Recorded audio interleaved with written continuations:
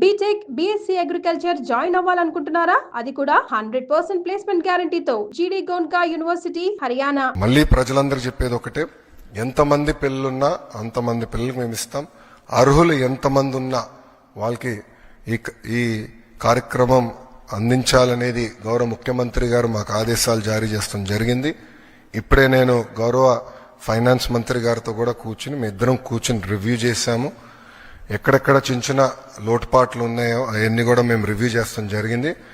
కొంతమందికి ఏంటంటే బట్ 2% మందికి ఏమైందంటే వాళ్ళ అకౌంట్ యాక్టివ్ లేదు. దానివల్ల నిధులు తిరిగి ప్రభుత్వానికి వచ్చినాయి.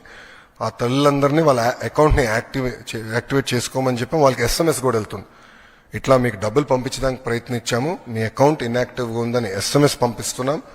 వాళ్ళు బ్యాంక్కి వెళ్ళి వాళ్ళ అకౌంట్ యాక్టివేట్ చేసుకున్న వెంటనే నిధులు నేరుగా వాళ్ళ అకౌంట్లో పడతాయి. సో మన మిత్ర ద్వారా కూడా ఇప్పుడు గ్రీవెన్స్ రేజ్ చేయడానికి ఆస్కారం ఉంటుంది. సో వెళ్ళాలంటే గ్రామ సచివాలయం, వార్డు సచివాలయకి వెళ్ళొచ్చు, లేదంటే ఇంట్లో కూర్చుని వాట్సాప్ ద్వారా గ్రీవెన్స్ కూడా రేజ్ చేసే ఆస్కారం ఇచ్చాం. ఏపీ ప్రభుత్వం ఏడాది పాలన పూర్తి చేసుకున్న సందర్భంగా తల్లికి వందనం పథకం కింద నిధుల్ని విడుదల చేసింది. ఈ పథకం ద్వారా విద్యార్థుల తల్లుల ఖాతాలలో 13,000 జమ చేయనున్నారు. మిగిలిన 2,000 పాఠశాలల అభివృద్ధికి ఉపయోగిస్తారు.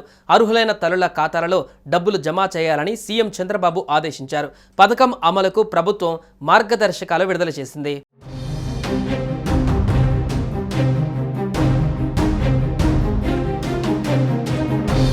తల్లికి వందనం పథకం నిధులు మంజూరు చేస్తూ కూటమి ప్రభుత్వం ఉత్తర్వులు జారీ చేసింది.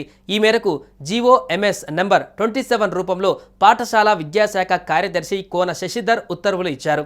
రాష్ట్ర వ్యాప్తంగా ఉన్న 42,69,459 మంది తల్లుల ఖాతాలలో 67,27,164 మంది విద్యార్థులకు 15,000 చొప్పున జమ చేయనున్నారు. ఇక ఈ 15,000లో 2,000 రూపాయలను జిల్లా కలెక్టర్ల ఆధ్వర్యంలో ఉండే ఖాతాలకు మళ్లించి పాఠశాలల నిర్వహణ, అభివృద్ధి, పారిశుద్ధ్యం కోసం వినియోగించాలని ఆదేశాలలో వెల్లడించారు. తల్లికి వందనం నిధులను ఆయా కార్పొరేషన్ల ద్వారా విడుదల చేయాలని ఉత్తర్వుల్లో పేర్కొన్నారు.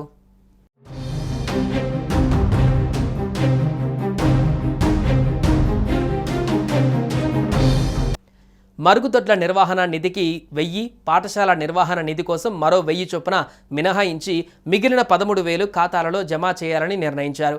ఈ పథకం పైన ముఖ్యమంత్రి చంద్రబాబు బుధవారం సమీక్షించారు. అర్హులైన విద్యార్థుల తల్లుల ఖాతాలలో నిధులు జమ చేయాలన్నారు. పథకానికి నిధులు ఇబ్బంది తలెత్తకుండా చూడాలని ఆర్థిక మంత్రి పయ్యావుల కేశవ్ను సీఎం ఆదేశించారు. ఇప్పటికే గుర్తించిన విద్యార్థులతో పాటు 1వ తరగతిలో ఇంటర్ ఫస్ట్ ఇయర్లో అడ్మిషన్ పొందిన విద్యార్థులకు కూడా పథకం అమలు చేయాలని స్పష్టం చేశారు. పథకం అమలులో ఇబ్బందులు లేకుండా సంబంధిత శాఖలు సమన్వయం చేసుకోవాలని సూచించారు. సాంకేతిక కారణాలతో ఎవరైనా విద్యార్థుల పేర్లు లేకపోతే దరఖాస్తుకు అవకాశం కల్పించి నిధులు విడుదల చేస్తామని చంద్రబాబు పేర్కొన్నారు.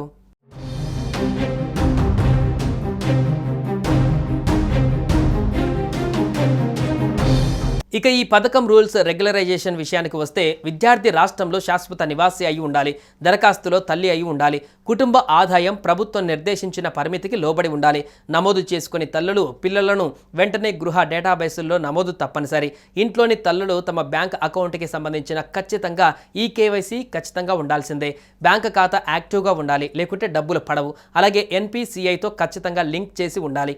గృహ డేటాబేస్ నమోదు ప్రక్రియకు రాష్ట్రంలో ప్రాథమిక కేంద్రాలుగా పనిచేస్తాయి.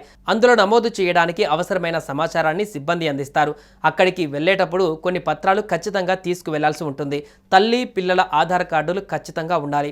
అలాగే రేషన్ కార్డు, ఓటర్ కార్డు గుర్తింపు లేదా ఇతర చెల్లుబాటు అయ్యే గుర్తింపు కార్డు ఉండాలి.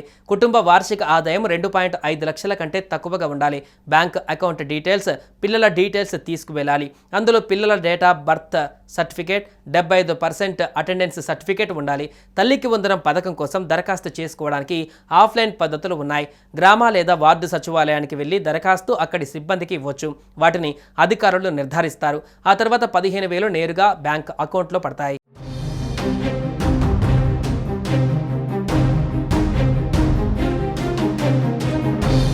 సుమన్ టీవీలో మీ పర్సనల్ అండ్ బిజినెస్ ప్రమోషన్స్ కోసం కింది నెంబర్కి కాంటాక్ట్ చేయండి.